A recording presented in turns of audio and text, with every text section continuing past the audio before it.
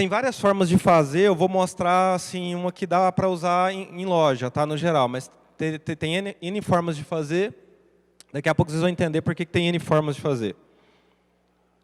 Bom, quem sou eu? Não sei se vocês me conhecem, eu sou o Regis, participo lá do projeto ACBR desde o início com o Daniel, e sou MVP da Embarcadeiro também.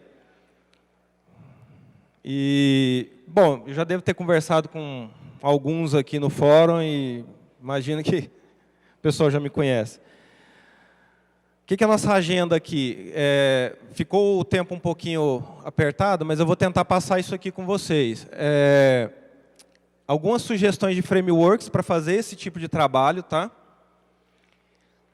Um pouquinho do que é REST. Vocês vão entender por que a gente tem que aprender o que é REST. Depois que vocês aprenderem, vocês não vão querer fazer de outro jeito. Por que de utilizar uma API? Também é outra coisa que depois que vocês entenderem como que funciona, vocês não vão querer mais acessar dados diretamente. Porque muita gente me pergunta assim, por que no mobile eu não posso ir lá e acessar o banco direto? Por que não? Vocês vão entender por quê. A topologia desse modelo, né, que eu vou mostrar, e um exemplo funcionando, tanto em Windows quanto em mobile, se eu conseguir fazer o mobile conectar. Tudo aqui vai ser disponibilizado depois no meu blog lá, tá? Então, código, essas coisas, eu vou deixar tudo aberto lá para baixar, funcionando, tá?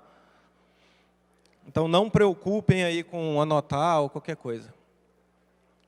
Primeiro, vamos falar de framework para acesso remoto. Eu vou falar um pouquinho de teoria, porque a ideia é a gente sair da teoria e mostrar como é que faz isso. Então, vai parecer um pouco chato no início, mas depois que vocês virem funcionando, vocês vão falar assim, poxa, aquilo tudo lá é só isso. É bem simples. Hoje, basicamente, a gente tem esses três aqui, são os mais conhecidos, tá? Mas tem N outros. O DataSnap todo mundo conhece, né? Está lá no Delphi, lá, é padrão. O RAD Server, que na verdade é o DataSnap, só que encapsulado, com impedância e estrutura e tudo mais. O RAD Server, na verdade, é o DataSnap. E você, em vez de montar toda a estrutura DataSnap, você vai lá e só injeta o teu código dentro dele. Então, em vez de você controlar pool de conexão, aquela coisa toda com banco de dados, ele já controla isso para você. Você só vai lá e injeta teu código. E tem o Delphi MVC Framework, que é do Daniel Tete. O link está aqui. Né? Isso aqui é um book que, em 5 minutos, ele te ensina a usar o framework do Daniel Tete. Em 5 minutos, você aprende e começa a fazer alguma coisa. E eu vou mostrar para vocês que dá para fazer. Nesse exemplo, eu usei o Delphi MVC Framework, porque eu queria sair do lugar comum, eu queria tirar vocês do Delphi padrão e mostrar mais alguma coisa. Vamos falar um pouquinho do que é REST. Tem muita gente que acha que REST é uma coisa nova, começou há alguns anos, há pouco tempo atrás, que é tecnologia nova, que é modinha. Não, não é modinha. REST nasceu no primeiro dia que a internet nasceu. O dia que nasceu a internet, que começou a falar, isso aqui é internet, o REST nasceu junto. O que é o REST? Nada mais é do que um estilo de programação. Em vez de você pegar e ficar conectado direto em alguma coisa, você vai lá, faz o que tem que fazer e sai dela. Entendeu? Você não fica o tempo todo lá, olha, estou aqui conectado. Você vai lá, pede o que tem que pedir e pronto. Aqui está um pouquinho mais, vamos dizer assim, explicadinho, mas o resumo é isso, né? O que o REST é, na verdade? Ele é uma forma de programar. Como uma forma de programar, ele não quis reinventar a roda. Para que reinventar a roda? Quando eu falei para vocês que criaram a internet, o REST nasceu junto. Por quê? Porque quando criou a internet, criou o protocolo HTTP. O protocolo HTTP ele já tem tudo que a gente precisa. Ele já consegue pedir dados, ele já consegue enviar dados, ele consegue atualizar dados, ele consegue deletar dados. Para que eu vou fazer a coisa de novo?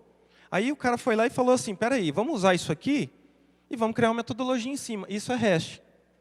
É consumo de serviço via internet usando o protocolo HTTP, resumidamente. Só que, se vocês falarem isso para algum teórico, ele vai falar que eu estou errado, porque eles vão querer, né, deixar a coisa bonita. Então, na verdade, é só um conjunto de operações que usam o post, o get, o put e o delete, que são do padrão HTTP, para fazer o quê? Um CRUD. O que você faz num CRUD? Você traz os dados, você apaga dados, você insere dados e atualiza dados. Está tudo aqui, ó. O post manda, o get puxa, o put atualiza e o delete apaga. Para que eu vou reinventar a roda? Aí é o que eu falo para todo mundo, deixa a informática trabalhar para você, não reinventa a roda. Ou deixa o Delphi fazer as coisas para você, porque ele é bom nisso. Como ele usa os padrões lá do HTTP, então a sintaxe é universal. Vocês já pararam para imaginar o seguinte, se eu tenho uma sintaxe universal, então eu vou conseguir falar de qualquer tipo de device, qualquer tipo de aparelho, concorda comigo? Eu posso ter um celular, posso ter um tablet, posso ter um computador, posso ter um servidor, posso ter um relógio na Lua.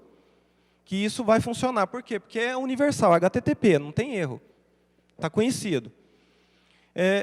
Ele usa os padrões já de troca de dados, né? JSON, XML, HTML. Então, é tudo coisa que já está consolidada, a gente não está reinventando a roda. É o que eu falava mais cedo, pessoal, ali, para de reinventar a roda e começa a produzir. Aí, com base em tudo isso, a gente vai para o conceito de API. Esse conceito ele já é mais novo. O que é o conceito de API? É você pegar alguma coisa que você tem e botar ela de uma forma que todo mundo possa entender, resumidamente é isso, e num padrão que todo mundo também entenda. Então, você publica isso na internet lá. Vamos supor, vou dar um exemplo bem prático. Você tem um banco de dados e quer disponibilizar um relatório para o seu cliente.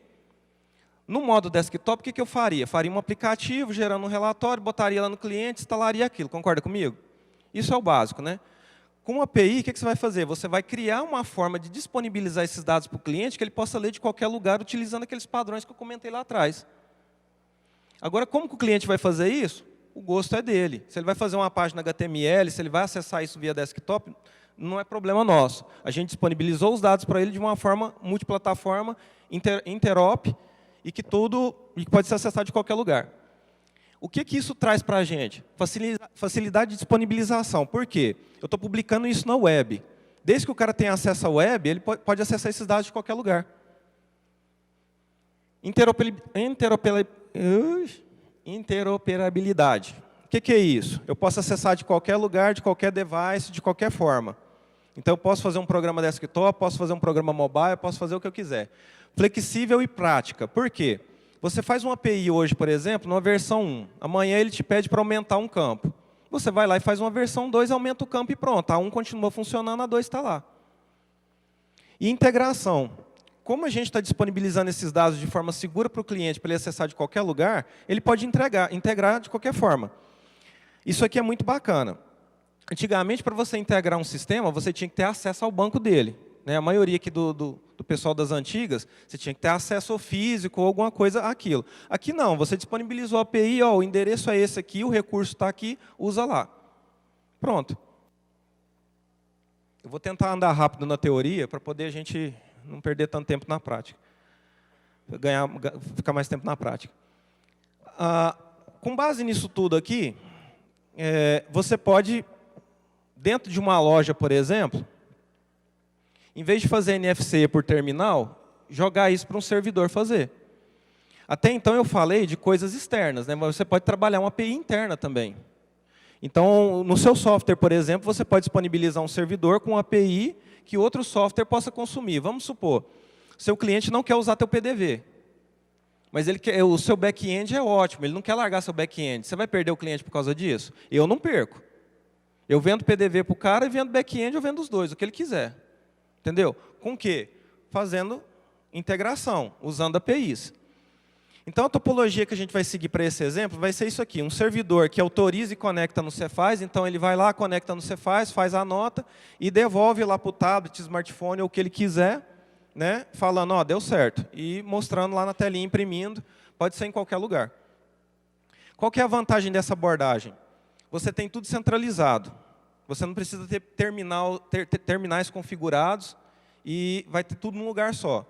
Teu software vai ter que entender a API que você criou, ou o software do parceiro, né? Vai ter que entender aquela API. Vai estar tudo ali, tudo tranquilo e controlado. Agora vamos para o exemplo.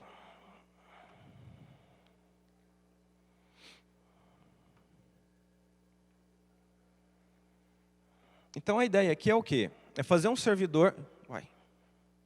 não deu. A ideia aqui é fazer um servidor que vai centralizar tudo e só receber requisição. Aí o que eu fiz aqui? Eu ia trazer um exemplozinho até web, mas aí, como eu não sabia se ia ter, como é que era a conectividade aqui, eu fiz só um desktop e um mobile. Isso aqui é coisa que você faz em 2 horas no máximo. O projeto do Daniel Tete, quer ver? Só para vocês verem aqui antes da gente... Esse aqui que é o Delphi MVC Framework, o que ele faz? Ele tem uma forma fácil de fazer essa exposição de dados na forma de API, na forma de recurso, né? Isso aqui é um livro que o Daniel Tete fez, que ele ensina em 5 minutos como usar o projetinho dele lá. É muito simples de instalar, tá vendo? Ele tem uns wizards lá para criar o servidor, mas basicamente é copiar para uma pasta, apontar os arquivos e começar a usar. Não tem segredo. Quando você fizer isso, quem tiver curiosidade depois de fazer, ele vai vir cá e fazer isso aqui, ó. Opa.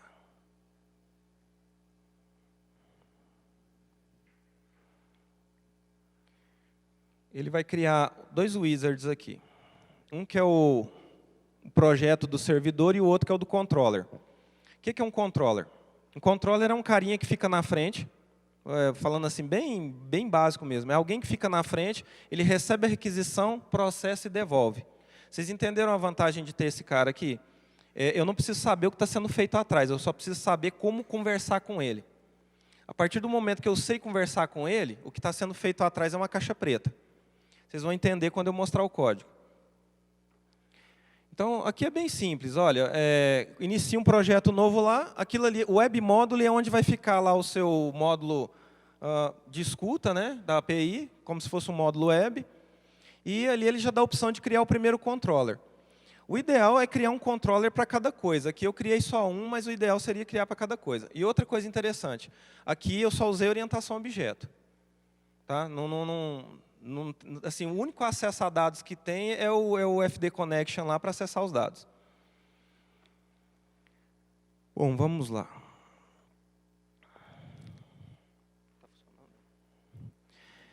Então aqui, ó, o web module aqui ele é bem simples. Olha, isso aqui nem precisa aqui. É um data module normal, certo? Só que por trás ele tem um códigozinho aqui já pronto, que ele já deixou pronto aquele wizard lá para vocês, já iniciando uma série de situações ali para levantar a API. E o interessante é o seguinte, como ele trabalha com controllers, então ele usa a ideia de middlewares. Então ele tem um kernel rodando, que é o seu software aqui, e você pode acrescentar, injetar coisas novas, né, middlewares novos. Nesse caso aqui, ele só está injetando a API que eu criei. Mas eu posso injetar uma API de segurança, posso injetar uma API de integração com outro software e assim vai. É só ir adicionando. É uma coisa bem simples assim de ser feita. Então você cria aqui a escuta do servidor, né, levanta ele. Ó, só isso aqui para levantar o servidor, boa parte ali é configuração, já vem pronta. E aí depois você só vai adicionando. Então, eu quero adicionar segurança. Que tipo de segurança que você quer? Usuário e senha. Então vai ter um middleware já pronto lá no projeto. E você vai ali e só faz a adição desse middleware. Aí pronto, ele passa a validar usuário e senha. Ah, mas de onde ele vai buscar usuário e senha? Quando você adicionar um middleware, ele vai apontar para um evento. Nesse evento você vai fazer a validação. E é tudo como se fosse contexto web. Ele sempre vai retornar uma requisição web e devolver uma resposta web. Entenderam que aí qualquer device vai conseguir ler e conversar com esse cara. Então aqui eu só criei uma API básica aqui, né? E agora vem a parte que muita gente às vezes pode não gostar. Não tem componente, é uma classe. Então, como toda boa classe, ela está ali, né? Separadinha. O que eu fiz aqui? Eu criei a classe com as procedures do que eu quero fazer. Então, eu tenho ali o get produto, get produtos. Get produtos retorna a lista completa de produtos. Get produto retorna só um, né? O index é uma página de welcome lá. E aqui o envia NFC, que está recebendo um contexto web que, na verdade, é um JSON. Só que esse JSON, hora nenhuma, eu manipulo ele, eu só manipulo o objeto. Quem faz a renderização do JSON para o lado de lá e lê o lado de cá, é tudo ele. Tá? Ou o Delphi, né? Aí, na classe, eu vou configurar. Então, primeiro, qual que é o patch? /API. Eu usei a API ali, mas o ideal é usar uma versão 1, versão 2 e assim vai. Para quê? Para você ter organização do seu código. Porque se amanhã o seu cliente pedir mais alguma coisa, aqui está muito simples. Mas vamos supor que você tenha, cada recurso daquele ali é um endereço web. Então vai ser o seu servidor barra API barra produtos, por exemplo. Entenderam? Então o cara só tem que conhecer esse endereço. Ah, qual que é o endereço do seu servidor? É 192.168.0.1. Ah, então tá, barra API barra produtos. Pronto, eu tenho a lista de produtos. Só isso. E, quer ver uma coisa legal? Eu falei que é interop, não falei? Vou rodar. Então, esse servidor aqui, compilei ele, está rodando. Aqui ele vai aparecer como se fosse console, porque, como é um exemplo, né, mas dá para fazer ele rodar dentro do IIS, dá para fazer ele rodar dentro do Apache, dá para fazer ele rodar onde você quiser. Botar ele como módulo. Então, aqui eu botei como console só para ficar mais fácil. Ó, vou abrir uma página web.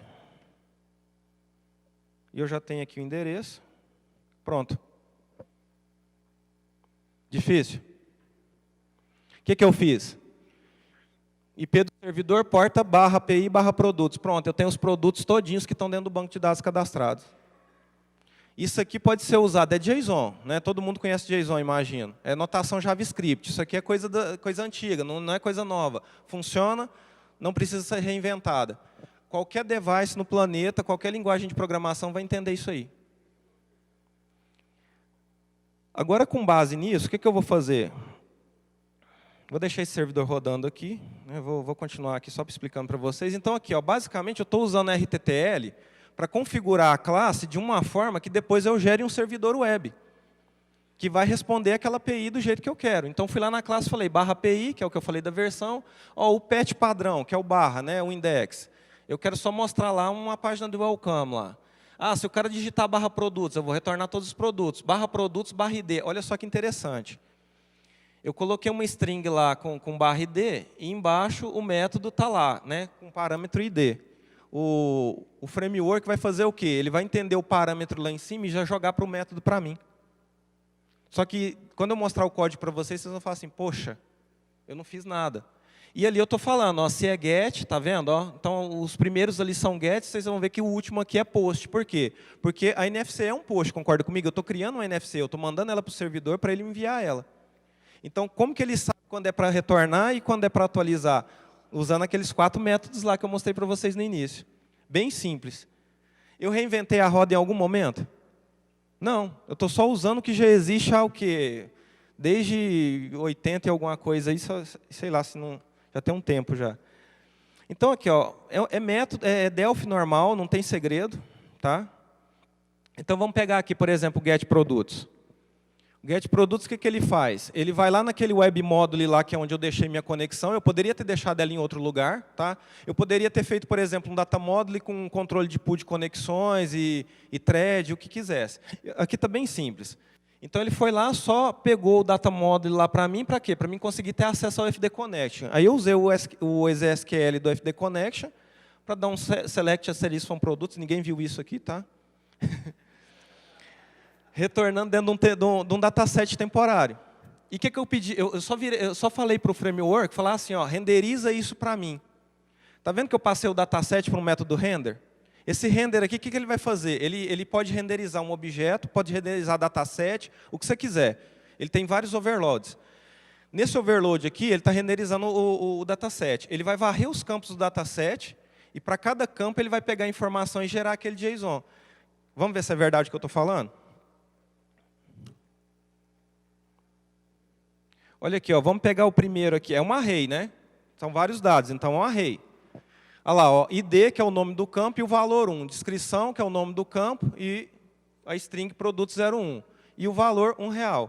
Se vocês compararem os outros dos arrays, vocês vão ver que está diferente. Ele foi lá no banco, deu select e renderizou. Vocês viram que eu gastei o quê? Sem as quebras de linha ali, 3 linhas. 3 linhas para ir lá no banco, pegar, renderizar e devolver para o device. Seja ele qual for, em qualquer lugar que tiver. Se você publicar isso aí na web, está disponível em qualquer lugar do planeta. Ah, eu preciso da sua lista de produto para montar um negócio aqui, ó. Vai lá no, sei lá, www.minhapi/API/produtos que tem lá. Pronto. Acabou. Parece até brincadeira, né? Aqui no get produto, aqui, ó, aquele ali a diferença é o ID. Vocês podem ver que hora nenhuma eu estou fazendo tratamento de requisição web. Vocês estão vendo tratamento de requisição web disso aí? Hora nenhuma. Eu estou usando métodos Delphi normais. Só que o framework está fazendo isso para mim. O DataSnap faz isso também? Faz também. O RAID Server faz também. Tá? Cada um do seu jeito, óbvio, né? Então, a ideia é essa, tá vendo? Passei o ID, li o ID ali, esse ID já veio automático pelo framework, que eu passei como parâmetro lá na API, então, em vez de barra produtos, eu vou passar barra produtos barra 1, por exemplo. Ele vai me retornar só o produto 1. Vamos ver se é verdade? Ó, o servidor está rodando e a gente está fazendo on fly aqui. Ó. Pronto. Tá vendo? Bem simples. É endereço web, como eu já disse, não tem nada de diferente. Se jogar um... Ah, mas bota um 99 aí que não está cadastrado no banco. Tá vendo? Não retornou nada, retornou vazio. Não tem. Então, acabou. Eu poderia tratar lá, por exemplo, para retornar um erro 501, 200, sei lá, um erro 500, erro interno. Olha, não tem esse dado no banco. Pronto. Aí a pessoa que estiver usando do outro lado lá, que estiver fazendo o outro software de integração, ele vai falar, ó, toda vez que for erro 500, vai vir uma mensagem de erro retornada por eles.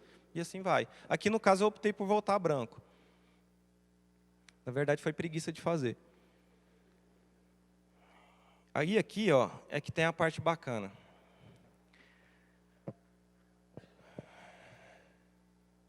Esse getNFC aqui, eu estou só retornando um objeto lá para o navegador, só para vocês verem o tanto que é simples.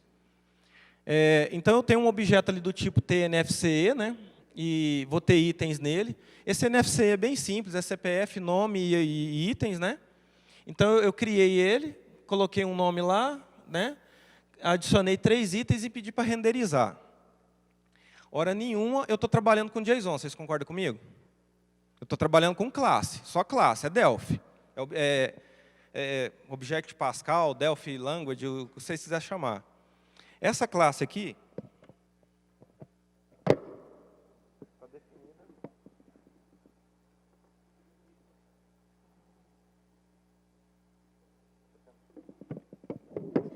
Tentando pôr tudo na tela aqui para ficar fácil de ver. Então, assim, é uma classe Delphi normal, nada de especial. Tem duas RTTLs aqui, dois atributos aqui, que é só para ele pegar e colocar tudo minúsculo no JSON. Por que eu fiz isso? Porque o padrão de escrita do JSON é tudo minúsculo, né?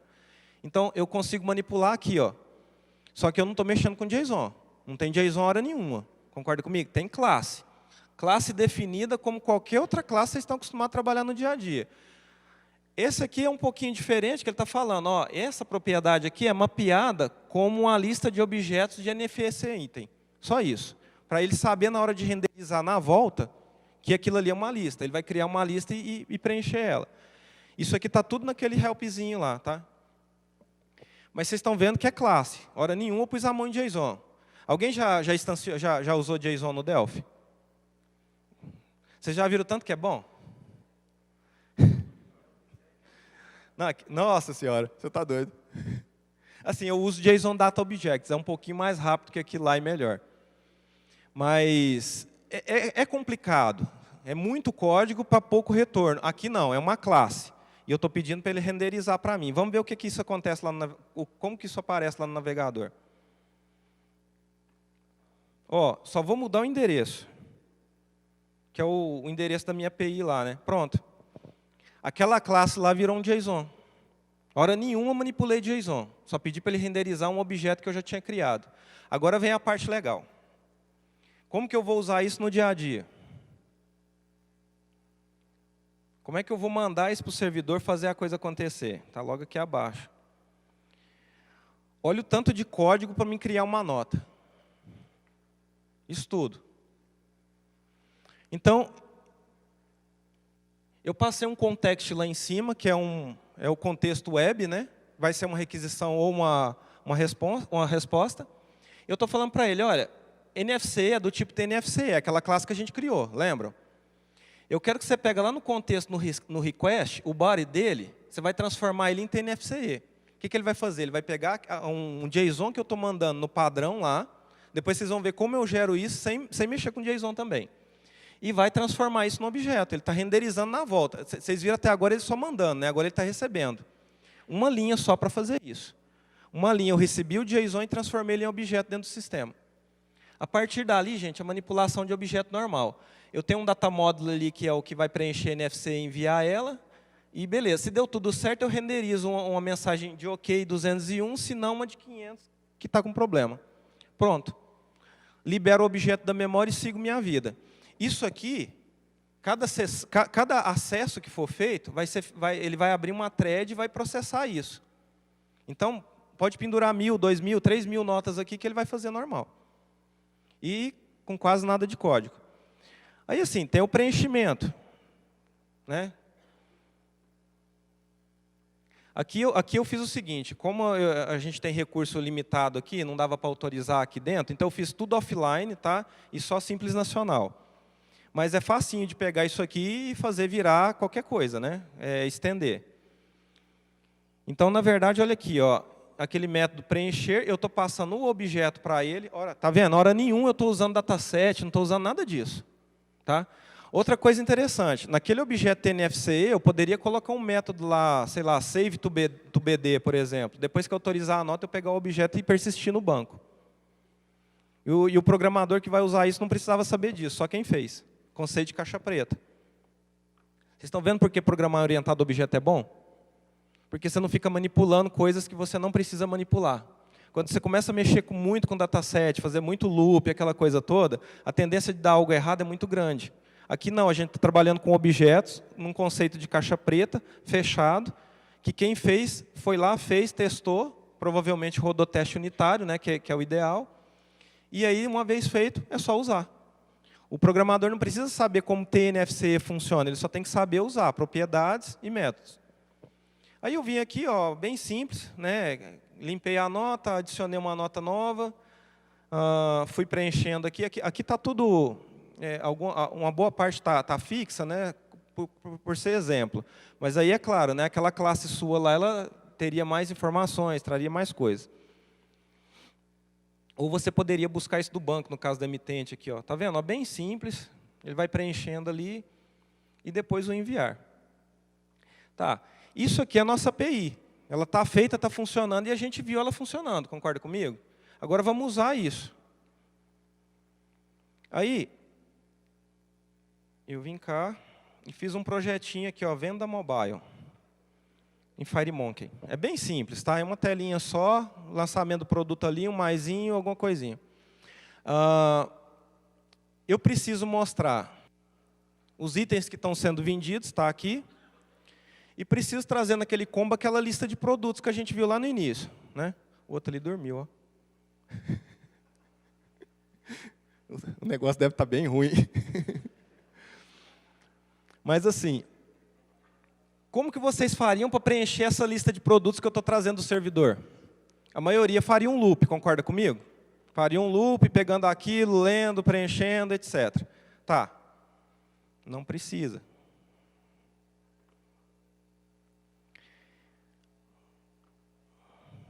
Deixa eu colocar assim. Aqui, ó, primeira coisa, né? Eu criei um controle aqui que é a minha requisição ao servidor, meu acesso ao servidor. É um hash client. Tá? É do Delphi, padrão, não tem segredo. É um hash client. O que é um hash client? Ele vai acessar uma API REST e trabalhar com ela. Dar put, post, aquela coisa toda. Eu estou informando para ele o endereço e a porta. Quando eu fizer o open naquela lista de produtos, o que eu quero que ele faz? Eu quero que ele pegue aquela conexão REST que eu criei, dá um get no /API/produtos. Lembra do endereço lá no navegador? Então, isso aqui vai retornar um JSON. Se retornar erro, eu vou mostrar o erro. Ninguém mostra erro desse jeito não, pelo amor de Deus, tá, gente? Faz um tratamento bacana. Trata exceção, aquilo ali é só exemplo. Mas assim, se tiver um erro, ele vai parar ali e pronto. Se não, ele vai passar para frente. Ele vai pegar o lista produtos, ler o JSON array da string. O que é a string? É o body da requisição que eu fiz. É aquilo que está aparecendo no navegador, é aquele JSON limpinho lá. O que ele fez? Ele vai fazer o render daquilo para dentro do lista de produtos. A única coisa que eu tive que fazer foi colocar um fdmain table lá, certo? E criar os campos. ID, descrição e valor, só isso. O resto ele faz sozinho. Ah, outra coisa, nem precisava criar os campos. Eu criei porque eu gosto de ter os tipos, tá? Mas se você não criar, ele cria para você. Só que ele cria tudo como string. Então, às vezes, não é muito legal. Eu gosto de criar para poder ter controle do tipo do dado.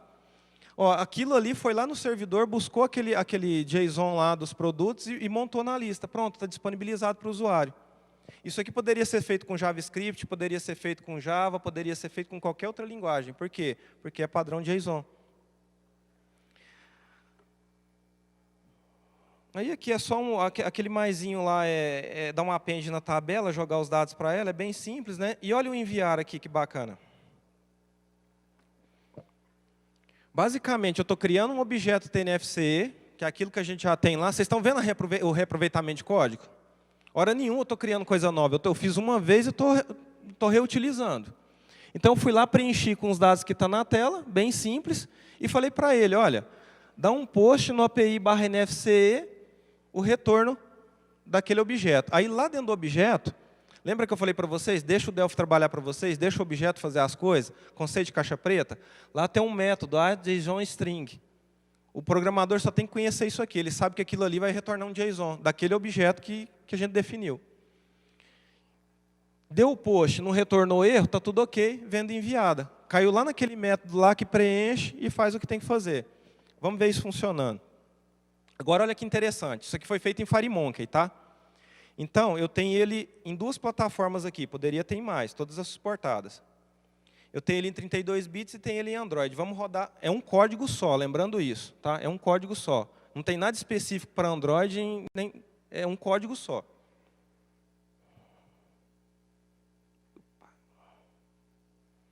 Ó, é uma aplicação desktop normal, só que feita em FireMonkey. Se ele rodou. Tá vendo? Ó, é um formzinho bonitinho. Aqui eu coloquei o produto na forma de botão só para vocês verem. Ó, quando eu clico aqui, ó lá, ó, ele trouxe. Já preencheu ali. Então, se eu vier aqui, por exemplo, colocar o 2 e o mais, olha lá, adicionei o item. 4. Quando eu pedir para enviar, ele vai mandar para o servidor autorizar a nota e já abrir ela para visualização nesse caso aqui, porque para ficar mais fácil da gente ver o que está acontecendo. Ó, pronto. Entenderam a facilidade do negócio? Hora nenhuma a gente ficou trabalhando loop, aquela coisa toda. Foi tudo troca de objeto, renderização de JSON, serialização, só que hora nenhuma vocês botaram a mão em código. Tem poucas linhas e muita coisa sendo feita, tá vendo? É uma nota eletrônica feita. E assim você pode fazer quantas quiser.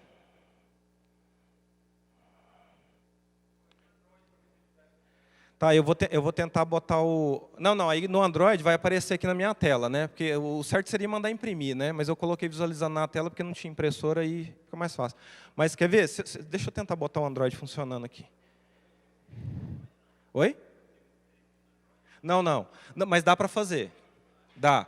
O que você vai fazer? Você vai criar um método daquela API que vai retornar o PDF, por exemplo, em base 64. Quando você receber ele no Android, o que você faz? Você vai lá e usa o interop do Android mesmo. Olha, isso aqui é um PDF em base 64, visualiza ele para mim. Ele vai abrir aquela telinha. Quer abrir isso onde?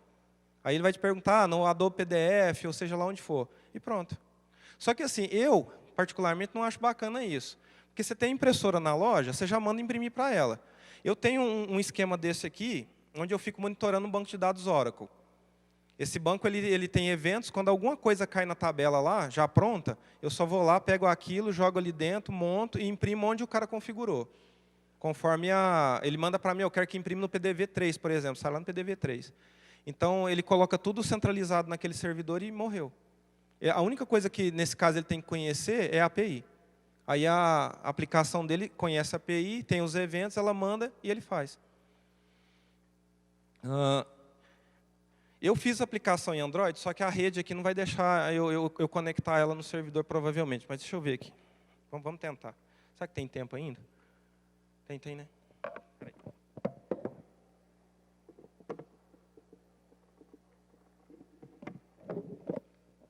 Isso aqui é bom. Eu vou fazer um adendo aqui, ó. O pessoal fala assim, será que o Delphi é mesmo multiplataforma? É um código só. Duas plataformas, 32 e Android. Eu só vou mudar ela ali e tentar compilar para dentro dele.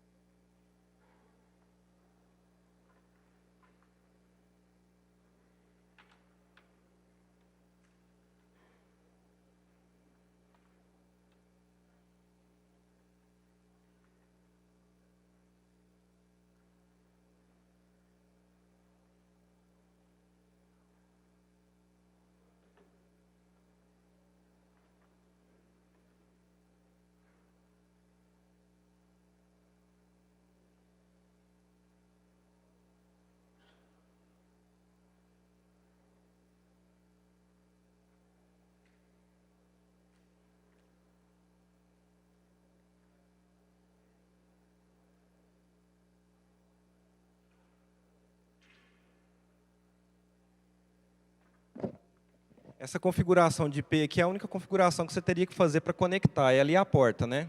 Aqui ela está fixa, mas o ideal é você fazer isso numa telinha, alguma coisa assim. Antes eu estava usando IP local, agora eu vou tentar usar o IP do meu computador aqui. Deixa eu ver, os dois estão conectados? Estão. Ó, mesmo código.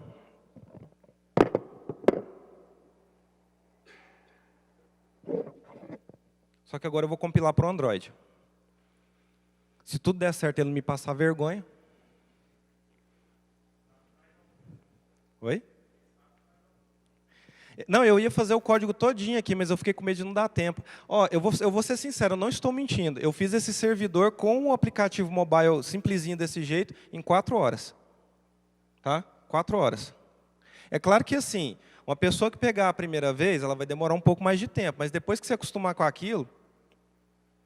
E vocês entenderam o bacana que é usar a API? Hora nenhuma eu estou trabalhando com código legado, aquela coisa bagunçada, não é tudo estruturadinho. Por isso que eu te falo, nada de gambiarra.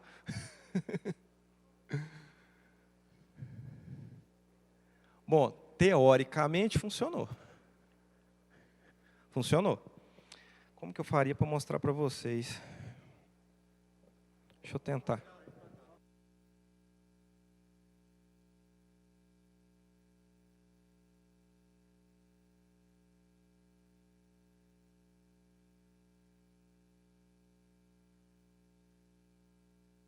Mesma aplicação que vocês viram lá, só que agora rodando no Android. Mudei alguma linha de código? Nenhuma. É só o IP.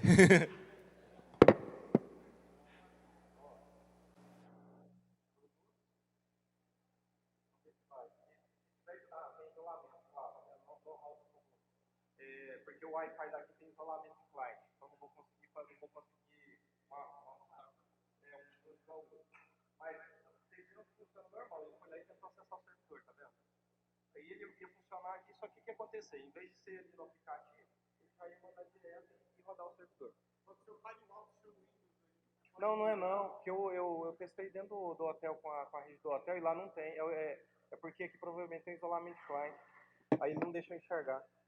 Porque se fosse aberto... Tá liberado. Mas assim, deu para entender, gente, a coisa? Alguém tem alguma dúvida? Espera aí, vamos aqui. Aham.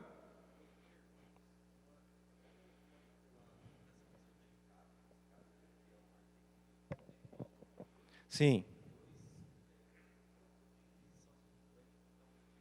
Tá, vamos lá. Primeiro o certificado. O certificado, como a gente está colocando um aplicativo só no servidor, então é só ele que gerencia o certificado. Aí eu posso usar tanto a 1 quanto a 3. É o ACBR que vai ler. Entendeu? Então eu não preciso ter nos terminais mais, eu vou ter só no servidor.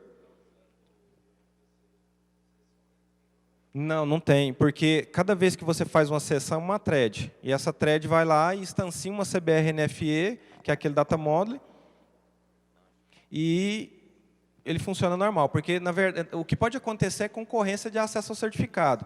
Mas o problema é que você viu que o negócio é tão rápido que, para ocorrer a concorrência, vai ser muito difícil.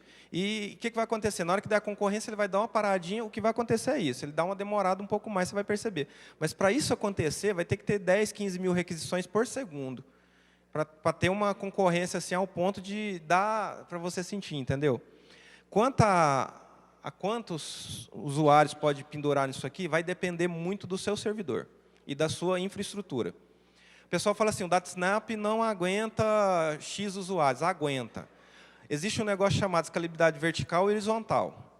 E essa estrutura é que vai dizer quanto que aguenta. Então, por exemplo, se você colocar sei lá, um Bonser na frente, gerenciando as conexões, ele vai fazer o pool de conexões, vai controlar a fila, aquela coisa toda. Você pode pendurar 1 milhão de usuários. E se eu integrar isso aí no IS, o IS vai conseguir fazer isso? Aí é o IS que vai fazer. Aí a capacidade da máquina de rodar aí o IS que vai... a capacidade de processamento que o IS conseguir. Porque o que acontece? No IS é um pouquinho diferente. Quando você faz uma requisição, é ele que controla. Aí ele vai lá, pega aquele servidor e levanta um servidor para aquela requisição.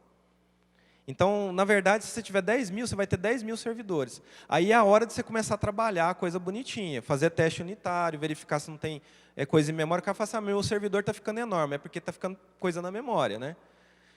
O Garbage Collection ele faz uma limpeza de vez em quando, mas a gente tem que ajudar ele também, né? Quem mais? Aqui.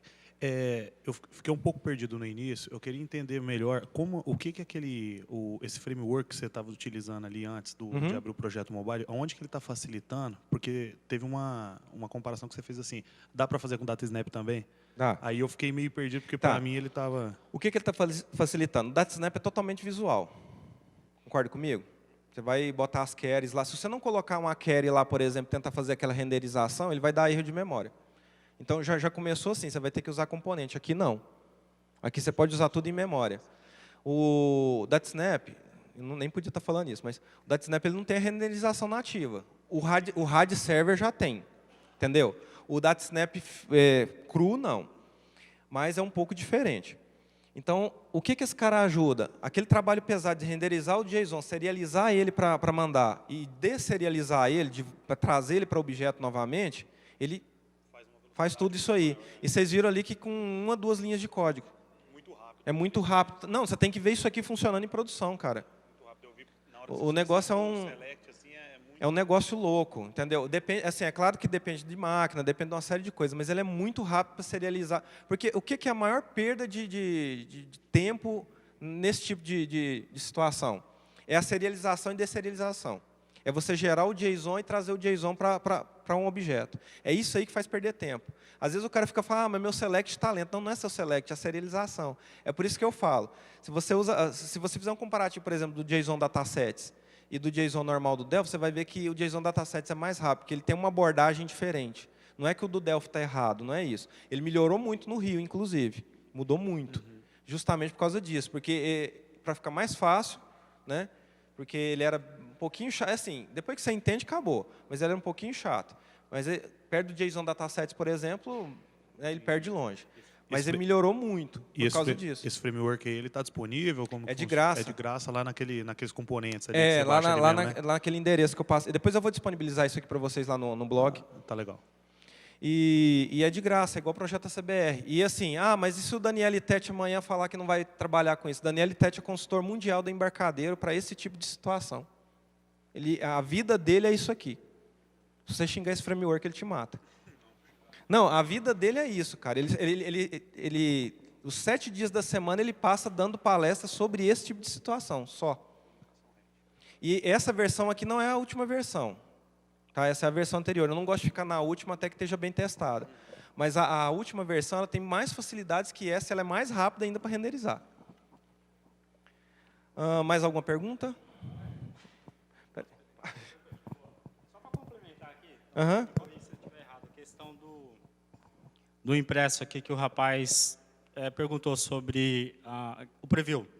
Então, se criar um método getXML, no momento da requisição, a gente tem o XML alimentado no componente. Se a gente alimentar um componentezinho DANF e trabalhar com uma impressorinha Bluetooth, como a gente já tem homologada no fórum, ele tem um impresso ali em tempo real, impressorinha de bolso. O bacana disso aí é justamente isso. Você tem N formas de trabalhar. Formas de trabalhar, exatamente. Eu dei um exemplo do base 64 PDF, porque é nativo. A gente pode ter um método getXML, que eu estou com ele Você alimentado pode retornar no componente. um objeto DANF, inclusive. Exatamente. Entendeu? Isso aqui é tão legal que ele renderiza qualquer tipo de objeto. E não é só ele, não. O DataSnap também faz isso. E isso que é o bacana da orientação a objeto. Você não está trabalhando com string, você não está trabalhando com... Você está trabalhando com objeto. Você tem que conhecer o objeto e só. É por isso que eu falo assim, depois que o cara aprende a programar com orientação a objeto real, só com objeto, ele nunca mais quer. O cara que usa um RM, ele não quer usar dataset mais. Dataset é legal? É. Mas aumenta um campo, sei lá, 10 campos numa tabela e você vai ter que atualizar a banca, você vai ter que atualizar uma parte de coisa. Aqui não, você vai atualizar o objeto. Deixa o objeto trabalhar para você. Justamente ter esse evento, alimenta o componente, ele tem a impressão ali em tempo real. Dá mais trabalho para fazer. Né? A estruturação do projeto ela é mais complicada, mas depois de estruturado, é caixa preta. Você leva lá para... tá. Não, ali. 15 minutos?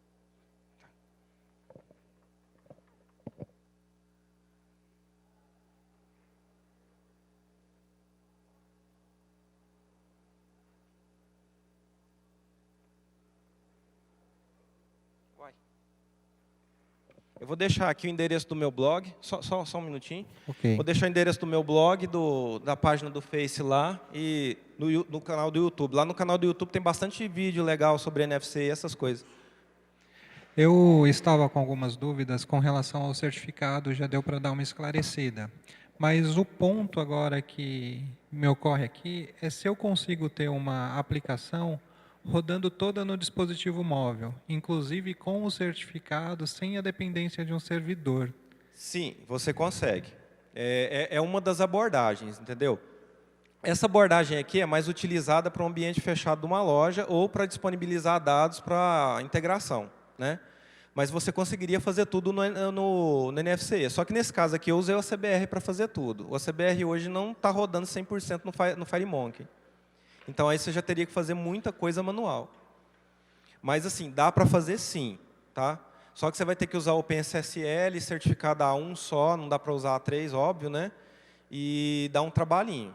Mas assim, eu nunca vi ninguém que encarasse isso para o comercial, não. Geralmente o pessoal joga para um servidor processar, né, e faz. Até porque o mobile, ele tem, como é que eu vou te dizer, os recursos dele são muito escassos. O processador é menor, assim, só se for um iPhone XR, né, mas vamos pensar em coisa que um ser humano comum pode comprar. O processador é pequeno,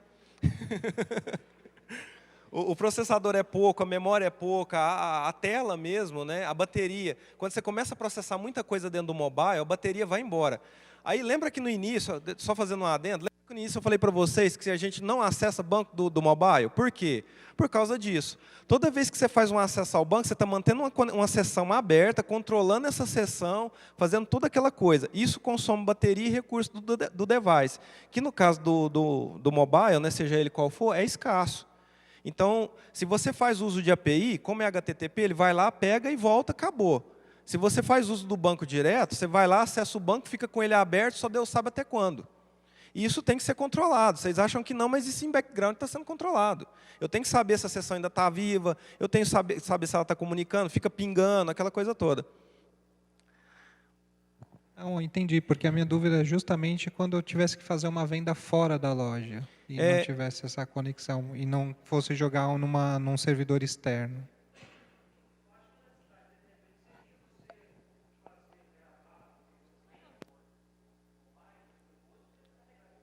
Às vezes fazer um cache para depois, quando voltar igual a força de vendas. A força de vendas, geralmente, você faz o cache, né? Depois, quando você tem conexão, você manda. Seria uma coisa interessante. Só que no caso da NFC vai complicar um pouquinho, porque você tem que imprimir dump, tem tudo aquilo, né? Aí... Não, mas a questão dele é a venda ainda, né? Tem muita coisa que fica meio controversa. Bom, do lado de cá?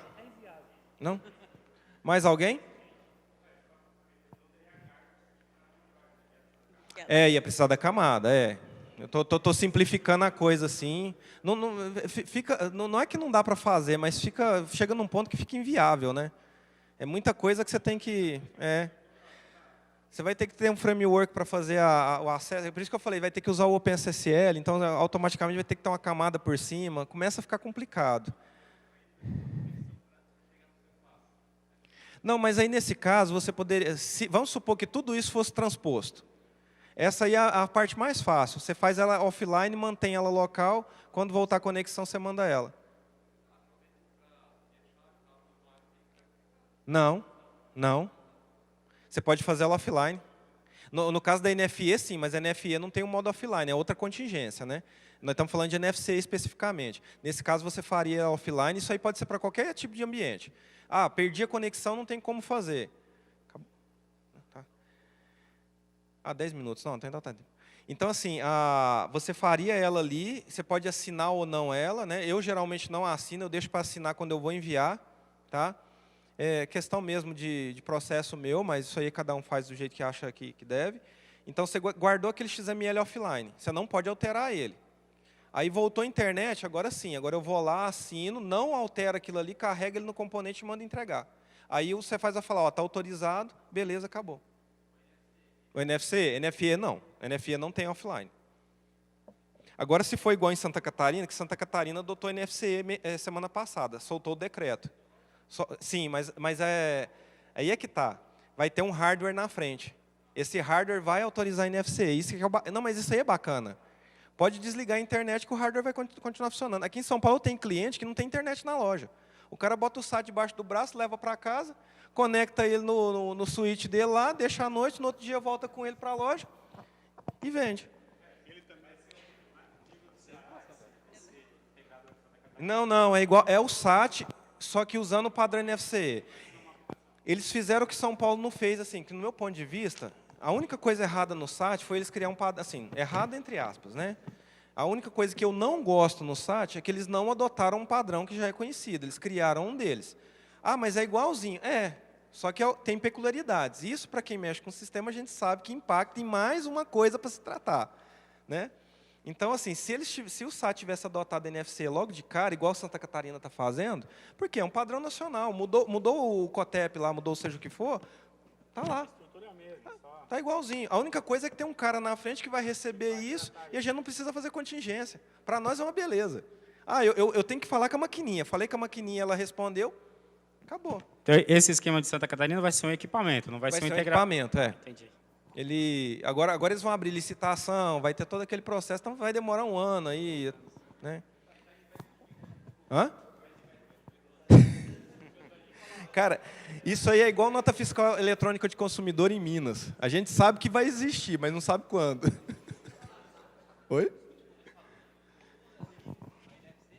Cara, já foi 4 vezes protelado. E eu acho que vai dar mais uma 5ª vez aí. Eles falam que até o meio do ano acaba. Então, se o meio do ano que vem eles vão colocar, provavelmente no próximo sai. Mais alguém com dúvida? Não? Bom, eu espero ter passado alguma coisa bacana para vocês e que vá servir para vocês aí.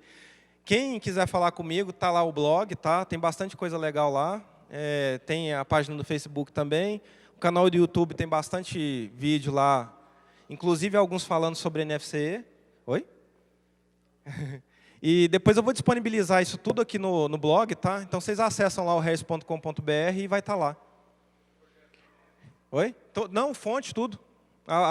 Os slides e lá. Assim, ali é um demo, né? Então tá bem simples. Né? Aí, com base naquilo ali, vocês vão estudar. Aí, se alguém tiver alguma dúvida, me manda um e-mail e a gente vai conversando. Tá bom? Obrigado.